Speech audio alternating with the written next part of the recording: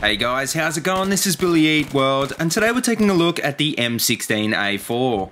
Now, many people were disappointed that the M16A3 didn't return to Battlefield 4, which many people considered to be the god gun of Battlefield 3. The M16A4 in BF3 was much less popular, and because of this, I still think to this day a lot of players are hesitant to try it out in BF4. I was definitely one of those players who neglected this rifle for so long, but now that I've given it a good run, I can see how stupid I was. This gun has easily crept into my top 5 favourite ARs in the game, and this was something I never expected to happen.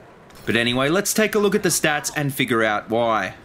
The M16A4 has the standard assault rifle damage model, dealing 25 damage out to 8 metres, which drops off to its minimum damage of 18 at 55 metres. Like all the other ARs with this model, you're looking at about a 4 to 5 shot kill in close range or a 6 to 7 shot kill at long range with this weapon. It fires at an above average 800 RPM, but unlike all of the other assault rifles, this weapon fires only in burst fire mode. Unless you time your trigger pulls right, you won't be reaching its full RPM, but once you do learn to fire this gun at full speed, you'll really see its full potential. The M16A4 has an average vertical kick of 0.28 and a slight kick to the left of 0.1, but what really lets this gun down is a pretty decent pull to the right of 0.4. This doesn't make the gun uncontrollable by any means, but being that this is a burst fire only weapon, you'll be dealing with its first shot recoil on every shot. Unfortunately, it also has a fairly high first shot recoil multiplier of 2.5, but this isn't anything that you can't solve with the right attachments. The M16A4's accuracy is fairly standard as far as assault rifles go, but it feels more deadly at long range because you know it will fire exactly 3 bullets with every pull of the trigger.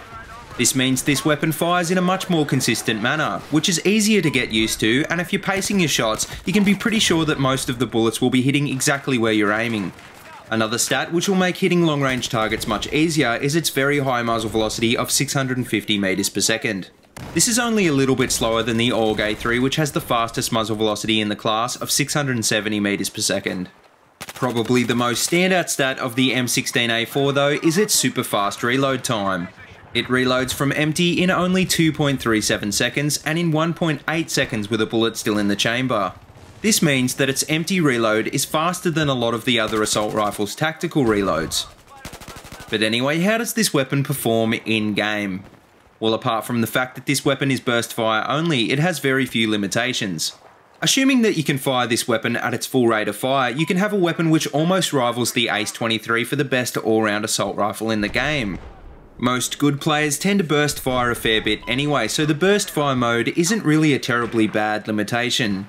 At long range, it's almost on par with the AUG or the AR-160, and in my opinion, in close range, it's just about on par with the M416 or the Ace-23. The biggest disadvantage I can see with this weapon is that you really need to run it with a certain set of attachments, so it's really not that adaptable.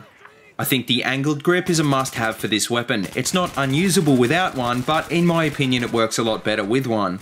The flash hider is probably the best choice of barrel attachment for this gun because it doesn't really do anything except eliminate flash.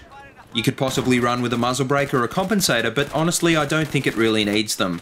The suppressor and the heavy barrel, on the other hand, I wouldn't run with this gun at all. The suppressor will nerf the gun's exceptional muzzle velocity, and the heavy barrel will start to make the vertical kick of the gun uncontrollable. As for the other attachments for this weapon, I'd probably edge towards the tac light rather than the laser sight. I feel like hip firing tends to work best with fully auto weapons, but that's not to say that you can't hip fire with the M16A4 if that's your playstyle.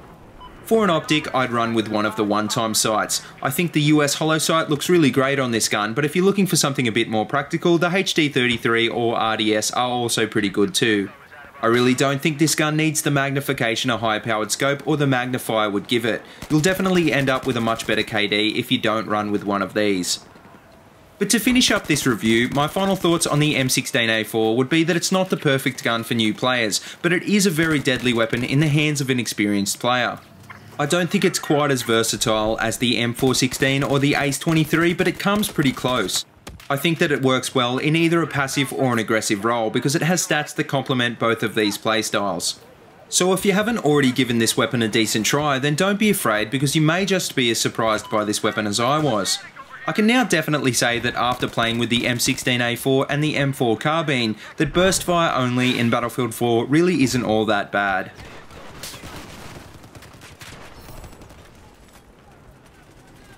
But anyway guys, that just about wraps it up, and as always, if you like what you see, please remember to like, comment and subscribe. And if you haven't already, please check out all my other Battlefield 4 videos. I've got them all linked in a playlist in the description below. And if you have any suggestions for weapons or loadouts that you'd like to see in future episodes on this channel, then let me know in the comments of this video or send me a tweet on Twitter at BillyEatWorld. But anyway guys, until next time, see you later and have a good one.